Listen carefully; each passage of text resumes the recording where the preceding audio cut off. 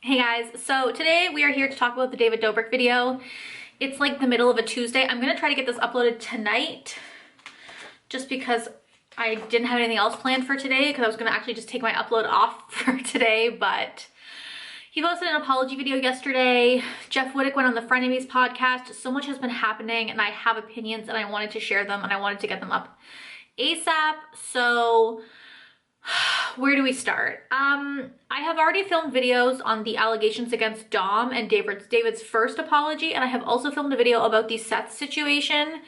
And I want to talk about this apology because I think it's being taken as almost sincere because it does feel more sincere than the original apology, but I still think there's a lot missing and a lot that needs to be kind of added as an asterisk next to this apology before people can actually listen to it. First things first, I want to go back and take a look at just kind of what has happened so far, the timeline. February 12th, Seth goes on the H3 podcast and he tells his story. February 23rd, Insider posts an article about Seth's story. And then on March 4th, Scotty Sire uploads his video, basically victim shaming Seth, calling Seth a liar, providing false receipts, and trying to manipulate a story that doesn't exist. And then his video goes over so poorly, he gets ripped apart in the comments and online, and he takes his video down on March 8th and issues an apology. Then on March 16th, the Dom story comes out where we learned that a girl was essayed at Dom's apartment for a bit on David's vlog. There is footage of the vlog out there in the world, even though the video has been taken down. The internet is forever. And in said video, it is alleged that David says to loosen the girls up with alcohol, that either Jeff Wittek or Todd, I think his last name is Smith, go to get alcohol for said girls, and that Dom RAPEs this girl while she's unconscious. And David films it as a bit for his vlog and uploads it. This girl said she was blackout drunk. She didn't remember what happened. Her friend had to tell her multiple times the next day because even when she woke up to give Dom consent for David to post the video, she was still drunk. So on that same day, David Dobrik uploads his first apology, a 2-minute and 30-second video that he posted on his third most subscribed channel, aka his least subscribed channel, with like 1 million views as opposed to the 18 million he has on his David Dobrik Vlogs channel. In this video, he turns off the likes and dislikes, he turns off the comments, and his video is absolute trash.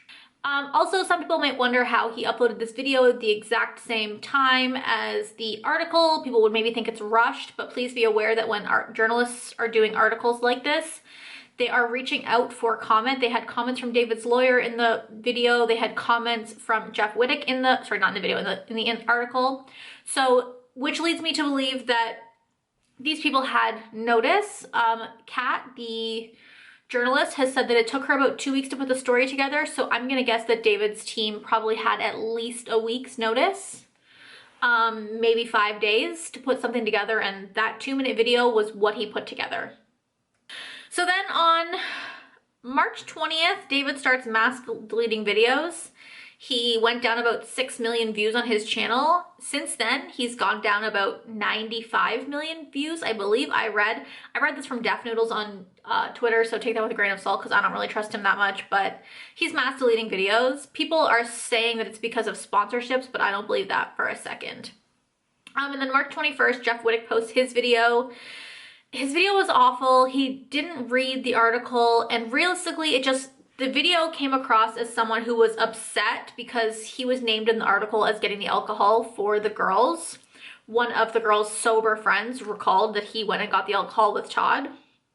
And that Jason was originally asked to get the alcohol. Trisha told him no, and then Todd and Jeff went and got it. So Jeff's trying to say he didn't get the alcohol, which, like, honestly, Jeff wasn't even a part of the discussion. No one really cares who got the alcohol because David made the order and Dom did the assault. But this man made himself the center of the fucking story, and then he capped it off by going on the Frenemies podcast live on March 21st and just spinning himself in fucking circles. He admitted to not reading the article because he didn't want to pay for the paywall. Sir, how much money do you have? You couldn't pay for a doll? It's a doll. A dollar. It's $1. And in that, Ethan Klein reveals a video because in the podcast, Jeff said he was only there for about 15 minutes. And even though there are clips of him later in the vlog, he says they're staged of him peeking into the rooms. Ethan reveals a photo from 1 a.m. that night of them in the parking near the elevators in Dom's apartment. Trisha confirmed that it was Dom's apartment, of them all standing around with the girls. One of the girls, the girl who was assaulted, Hannah, is being held up by her friend because she's so blackout drunk. So it's pretty clear that all of these men are standing around knowing that this girl was just, someone just had sex with her while she was this drunk, while she's being held up, and they just all thought it was fine. So then on March 22nd, the sponsors start pulling out of David Dobrik so fucking fast. DoorDash, HelloFresh, Chipotle, SeatGeek, everyone is distancing themselves from David Dobrik and saying that they will not support him. They have no plans of working with him again. Even his own app, Dispo, his investors for that app, basically forced David out of his own app. So, you know, of course, David's had some time to think on it and all the money he's losing, and now he posts an apology. I think it's very important to realize that David Dobrik did not post an apology until 5.5 weeks after Seth came forward with his allegations. And please keep in mind that David Dobrik has still never acknowledged what he did to Seth was wrong and has still never apologized to Seth properly. It was just like an I'm sorry for the Seth situation, and then he moved on. And then in this video, he doesn't address it at all, which you would think that if this video, you would be addressing it. He didn't apologize until he had Scotty and Seth both post videos. It's basically proven that he was involved in Scotty's video because he provided the evidence in Scotty's video. So he waited until Scotty got ripped apart, until Jeff got ripped apart, when he realized that this wasn't going away. Because as Scotty said, Vlog Squad members do not platform drama or controversy. So he was hoping that he never had to. This was one full week after this story came out about Dom, and 1 full week after his apology had been ripped apart. And he did not apologize until his sponsorships started getting ripped away. It wasn't until the 21st and 22nd that sponsorships started dropping. And now all of a sudden, David Dobrik is sitting on his floor at 2 o'clock in the morning, ready to apologize. Interesting. And I think my issue with this apology mainly is that it does come across as sincere. He seems more sincere in this apology. But like, let's be real here. The bar is on the fucking floor because he's sincere compared to his first apology, which was absolute trash. And what's he sincere about? Is it about the allegations, or is it about all the money he's losing? Weird that David Dobrik didn't cry until he was losing sponsorships, because I didn't see him crying before now. To me, it's too little too late. You had 5.5 weeks to address the Seth situation, and you just didn't, because I fully believe that you don't think what you did was wrong. I fully believe that he thinks this was a joke and that Seth is just taking it too seriously. I've heard clips from his podcast of Jason talking about anti-Semitism when he was growing up, and David literally saying, well, that's not so bad. I mean, that's not really like getting shit unless you're like a sensitive asshole. Like, David is your typical white man who has never been discriminated against and doesn't understand it and thinks that everything is just a fucking joke. Basically, he was waiting to see how the article would pan out. Like I said, he knew about the article. He had every chance to apologize and he didn't. And so I want to talk about what he didn't address. First of all, what he didn't address was his own guilt in the situation. Like Jeff, David thinks he did nothing wrong. David discusses, you know, power dynamics and stuff, and I'll get into that, but he doesn't discuss the actual details of what happened that day and how he was okay with it. You know, he says, I shouldn't have let it happen. I shouldn't have done this. I shouldn't have done that. But like, according to the story, you asked Dom to do this for a bit. According to the story, you told your people to go get liquor for these girls who you knew were not of legal drinking age to loosen them up because they wouldn't fuck your friend. And according to this story, you got your friends to liquor them up. Your friend was feeding her liquor while you were there. You there is footage of you recording them going into the room in the vlog, which means that you were there for that. So you saw how drunk she was, and you weren't, and you did what? You thought it was fine? Like, that's the thing. You clearly, again, I don't think that you thought you did anything wrong, and I still don't think you did anything wrong. So let's talk about the things he didn't address. He didn't address the Seth situation at all. And there are still people out here who are calling Seth a clout chaser, and I think that he owes it to Seth to stand in front of that camera or sit on his floor in front of that camera and tell people that what he did to Seth was wrong and why it was wrong. He needs to understand that he taught his fans that these jokes were funny, and now he needs to teach them that that was assault and it was wrong. You know, he says he fully believes this woman, but he doesn't address the timeline. He doesn't say how there was a photo at the end of the night of him standing around with this girl who was being held up by her friends because she can't walk. And he still uploaded the vlog. Like, he's like, oh, well, she gave me consent. And I now realize that, like, that wasn't, you know, it probably was, like, because she felt the power dynamic. But, like, even if you got consent, like, where is your brain? Like, he doesn't acknowledge that he shouldn't have uploaded the vlog, not because she didn't give consent, but because that entire night was fucked up and he watched a girl get blackout drunk and have sex without knowing it. It just feels like he thinks that what happened was fine. This is like typical frat boy bullshit where they don't think they did anything wrong and they think everyone's just being sensitive. And now he's only crying because he lost sponsorships. You know, then he talks about the power dynamic, and how he acknowledges that he didn't understand there was a power dynamic. But if you watch any of David's old vlogs, he manipulates his friends, emotionally manipulates them into doing stuff, begs them into doing stuff for bits, for the vlog. He literally offers to pay people to do stuff for the vlog. He asked to pay Tana to have sex with Jason Nash. I'm sorry, that's not a power dynamic. I mean, maybe not with Tana because she's Tana, but with the rest of your friends who are literally nobodies, that is a power dynamic and you didn't acknowledge it. He doesn't address peeking into the room in the video. Jeff said it was staged, but David doesn't, like, again, he doesn't talk about the details of the event that happened. He needs to talk about what the fuck went down, what he was there for and what he wasn't there for, and why he thought it was okay. Because even if that part was staged, he still made the joke that watching someone else have sex without their consent is totally fine, which doesn't surprise me because he did the same thing to Trisha before. He also went on a podcast a couple days later and said that if he didn't see it, it didn't happen, so of course he had to peek in. So the question is, which time were you lying? Which time was the lie, David? Because you didn't address that. You know, for me, this leads me to a larger discussion. You know, he talks about not wanting to, he talks about the other girls who came forward against Dom and him not wanting to believe it. And this is a huge problem women have with coming forward, is that men don't want to believe that their friends are trash. They see the signs. Look at the character that David has made Dom in his vlogs. He is the creep who will sleep with anyone. He calls him Dirty Dom. But then when women come forward and say that your friend's a creep, all of a sudden you don't believe them? Is it that you don't believe them or that you don't care? I saw a tweet that was like, it's pretty, you know, David is a kind of representation of the men who would rather discredit women's stories than believe that their friend is trash.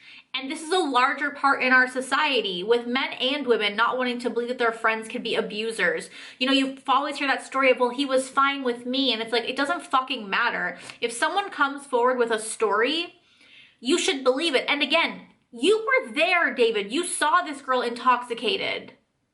And you thought it was fine to post it. Address it for real. Talk about the implications of that. I would rather him have an actual conversation about what consent is and talk about the actual implications of why it's not okay to have sex with a girl who's unconscious.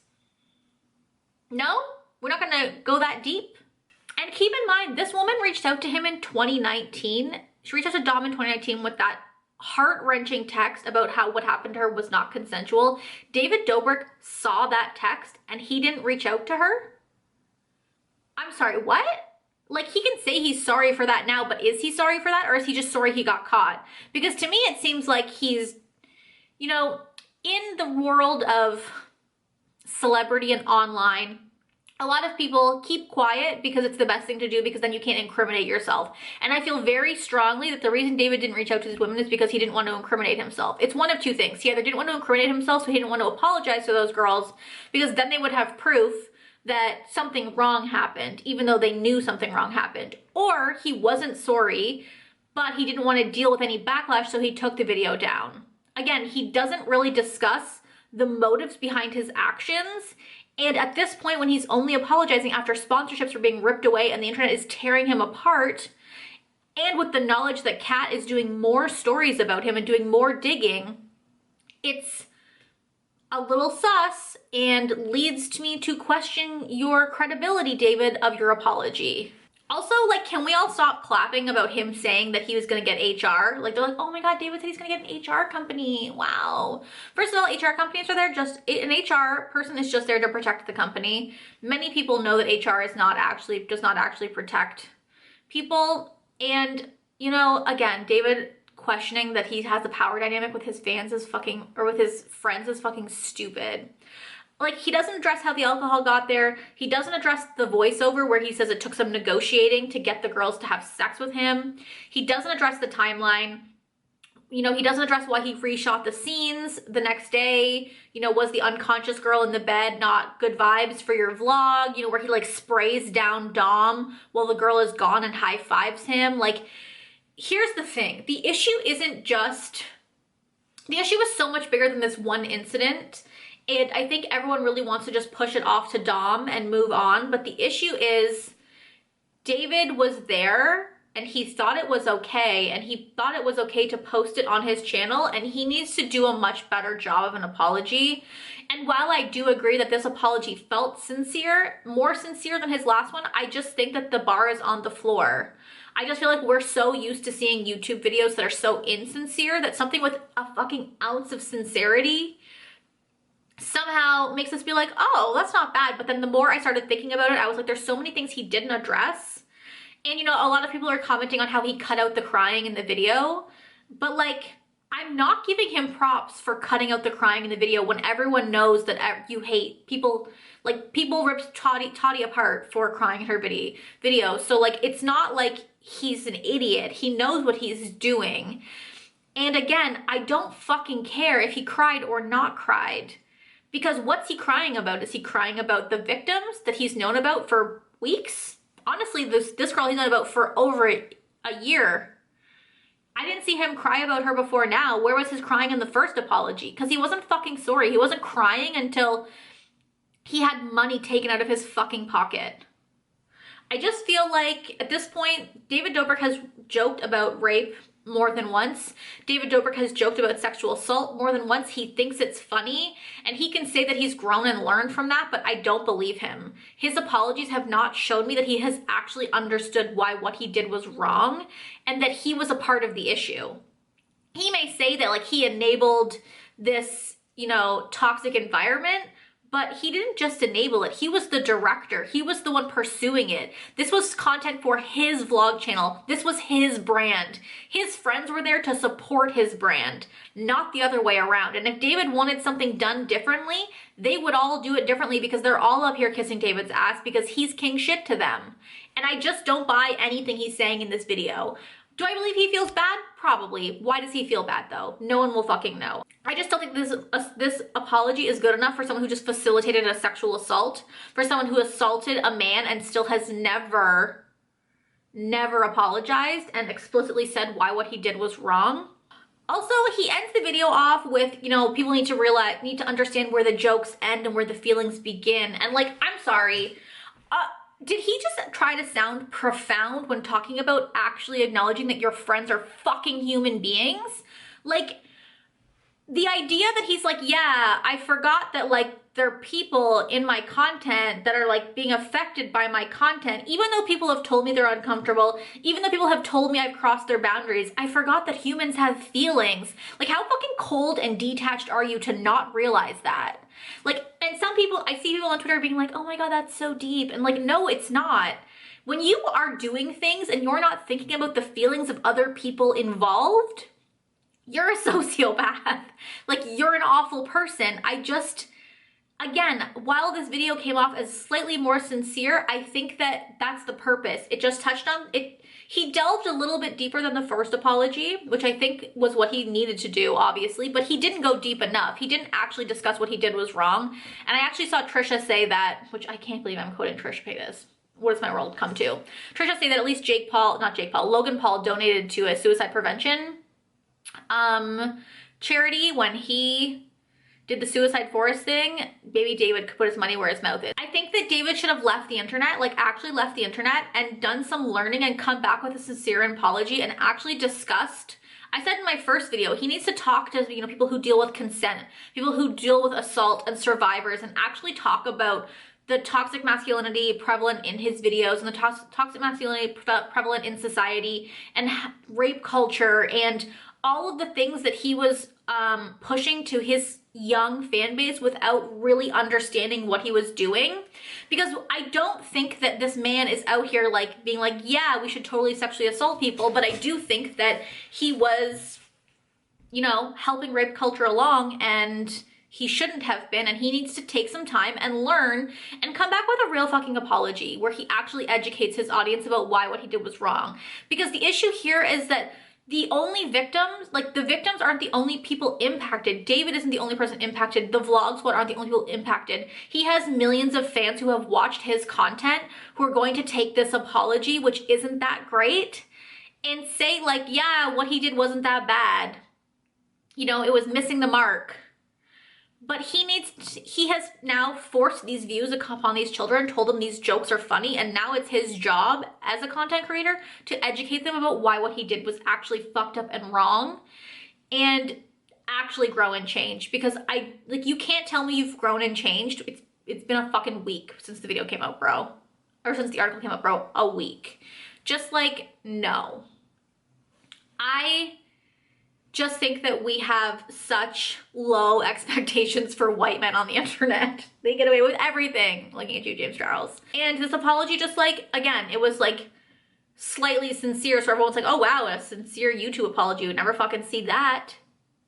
But I think that more needs to be done. He actually needs to take some time to take some accountability, because again, saying you're taking accountability is not taking accountability, and this apology wasn't it for me.